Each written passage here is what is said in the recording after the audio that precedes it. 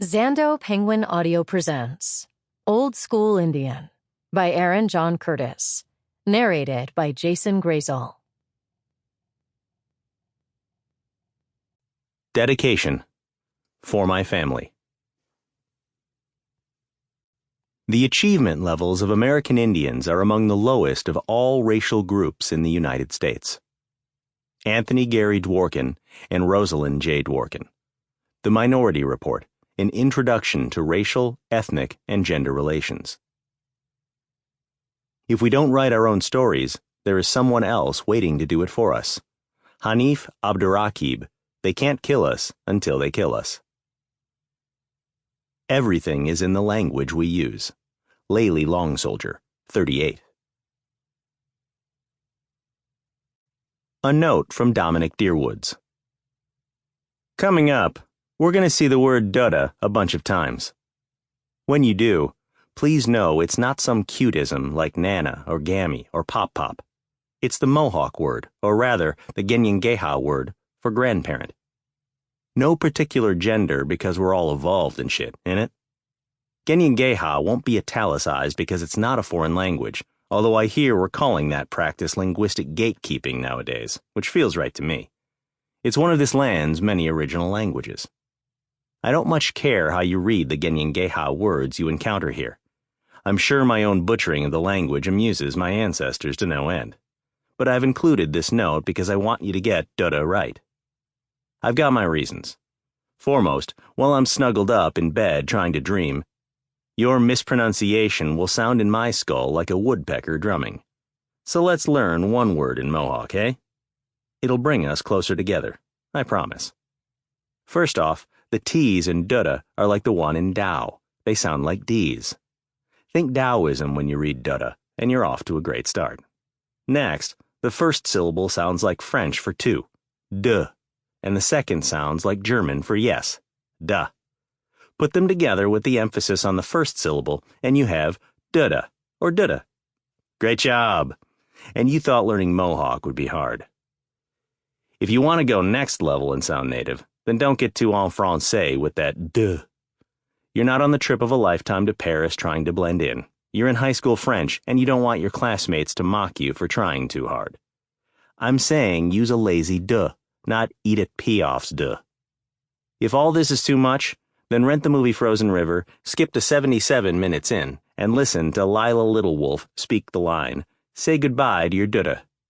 Or I don't know, find the clip on YouTube if you're in such a damn hurry.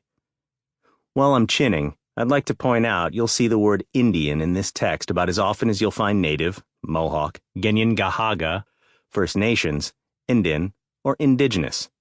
If you find Indian jarring the first time you come across it, please keep going. I promise we'll gut that particular fish later. When the turtle collapses, the world ends. Chapter 1. Akwesasne, 2016. Abe stands on the shaggy living room rug of his great-uncle's trailer, shoes off, stripped to the waist.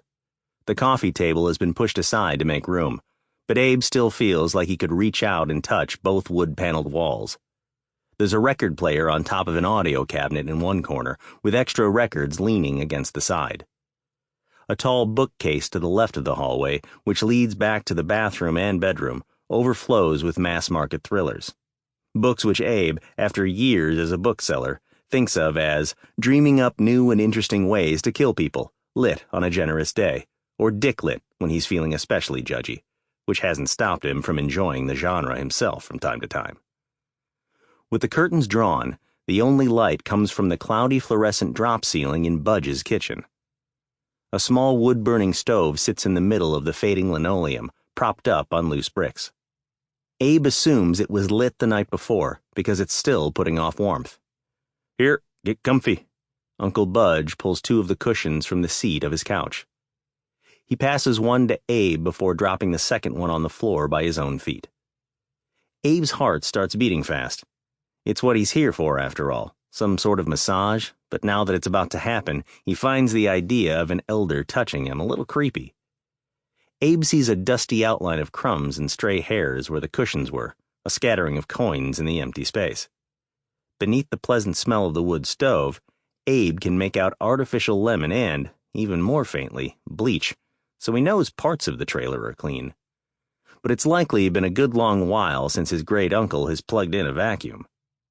Abe is probably standing on chip crumbles, half moons of toenails, and who the hell knows what else. He drops the couch cushion down and sits on it, crossing his legs to keep his feet off the rug. His great uncle Budge eases into a kneeling position on his own cushion, releasing a fart in the process. "Oop, barking spider," Budge says, chuckling to himself. Budge is supposed to be what, the res holy man? It's 2016. Mohawks are more interested in tourist dollars than spirituality. But don't worry, here comes leathery-skinned, barrel-chested, big-bellied Budge Billings to smite colonialism with his healing hands. His hair is right, iron-gray streaked with black, twirling down his chest in twin braids. But let's talk about his outfit. Heavy white socks that have quit on him and balled around his ankles, jeans worn to the colorlessness of an overcast sky, and a faded black t-shirt depicting 4 pot-bellied naked dudes standing in profile. "The Butthole Surfers' Brown Reason to Live," the shirt reads. While Abe is not familiar with the Butthole Surfers' oeuvre, he's fairly sure a Mohawk healer shouldn't be wearing one of their album covers. But even if you put him in buckskin leggings and a 3-feather headband, Budge would be too cheerful. He should look put upon, desolated by all the pain he encounters, reserved and stoic. Looking at the picture of 4 flaccid penises stretched over Budge Billings' belly, Abe wishes he had never come back to Akwesasne. If rheumatologist Weisberg hadn't canceled his appointment the day before he was supposed to finally get a diagnosis, Abe would probably still be in Miami, trying to decide which Halloween parties to attend. He'd spent months watching the flesh on his shins and calves rot. First red dots appeared that became clusters of purple-black holes. Then the holes had widened, bled together, and become jagged divots the size of quarters, filled with black-red muck that never heals, lesions in medical jargon. Pale, waxy flesh edges the lesions, and the surrounding skin is rashy and marked with maroon streaks. The antibiotic ointments and pills he's been taking since summer have affected the shape of the wounds, but nothing has closed them or stopped them from multiplying. His eyes burn too, and exhaustion takes him at odd times of the day. Pain randomly shoots through his limbs, digs into his torso, and grinds inside his joints. Doctors can't distinguish between side effects of the heavy antibiotics and whatever else is wrong. He's had dozens of blood tests, several biopsies, and contrast imaging of his internal organs. Just last week, a neurologist electrocuted Abe's hands in an attempt to map numb spots in his fingers and knuckles, the most recent symptom. All these tests, and doctors still can't tell Abe what's chewing holes in his skin, where the pain is coming from, nor what infection or disease he might have. He'll panic if he gives all these questions too much thought, so Abe doesn't. Instead, he locks the panic and anxiety away from his conscious mind and barrels through his days. But the physical symptoms are undeniable, impossible to escape or ignore. As he's sitting cross-legged on Uncle Budge's couch cushion, Abe's knees bounce. His jaw clenches and unclenches. He can hear his own breathing, shallow puffs coming from his nose that make him sound like a bull. Night sweats have come for him during the day. Abe thinks the doctors should know whether his overheating is a side effect or a symptom, but they don't. Uncle Budge rests a hand on Abe's shoulder, the other over Abe's knee. Gently, the old man begins to probe. "What is that?" Abe asks slowly, because Budge's touch feels strange. Not like an electric charge, not a mother's comfort or a lover's caress, but somewhere the 3 feelings intersect. You know the face a baby makes the first time she eats cake? Budge's touch makes Abe want to make that face. "Some people say touching me is like leaning against a transformer." Budge isn't bragging. His voice is flat, matter of fact. "Is that so?"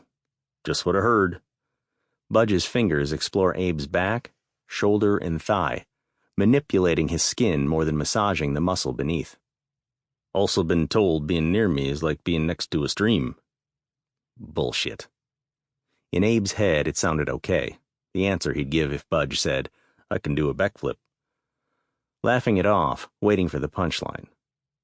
Aloud in the quiet trailer, Sample complete. Ready to continue?